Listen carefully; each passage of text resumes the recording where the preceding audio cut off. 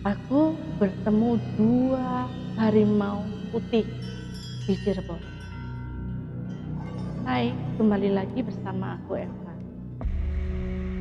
Aku keluarga dari Jawa Timur. Adikku cowok. Adikku mendapat secalon istri dari Jawa Barat.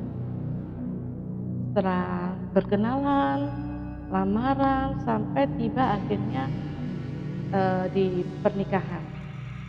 pernikahan di rumah ceweknya di Cirebon. Satu keluarga semua menuju ke Cirebon. Di Cirebon kita disediain satu rumah yang bersebelahan dengan rumah yang akan dijadikan pernikahan.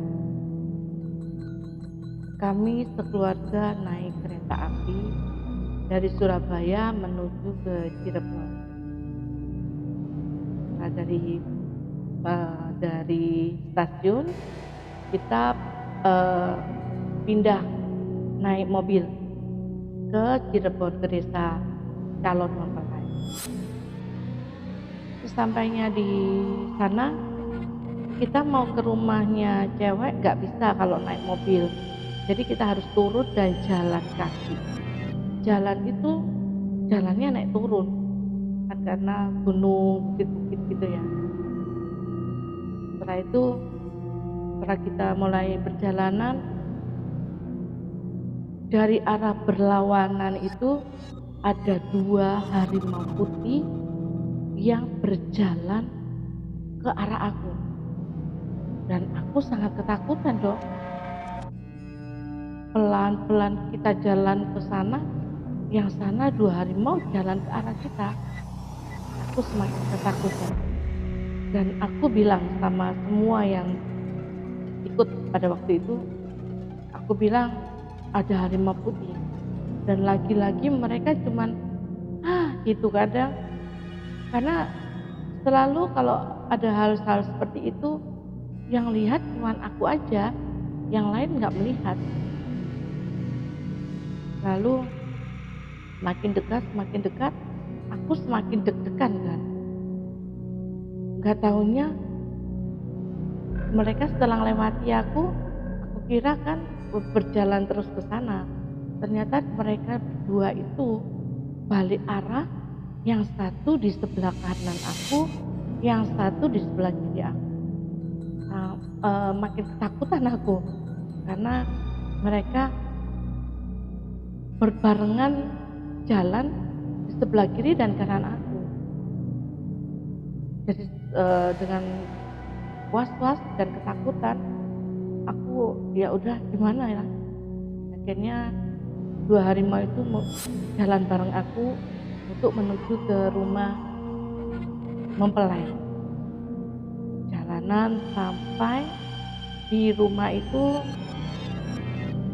2 harimau itu sudah tidak nampak lagi, tidak tahu kemana. Dan aku membereskan barang-barang bawaanku, masuk ke kamar, siap-siap. Setelah itu yang bagian di dapur pada heboh. Hebohnya karena apa? Makanan bahkan minuman semua yang dimasak itu tidak matang-matang, dan mereka bilang rasanya kok aneh gitu. Dari tadi masak itu tapi makanan nggak siap dan nggak matang-matang. Di situ tiba-tiba 2 harimau itu tadi muncul dan seperti menarik-narik kakiku untuk berjalan ke dapur. Sesampainya di dapur, aku datangi setiap kompor, aku datangi, terus ke sebelahnya lagi kompor satunya aku datangi, ke kompor satunya aku datangi. Setelah itu aku kembali lagi ke kamar.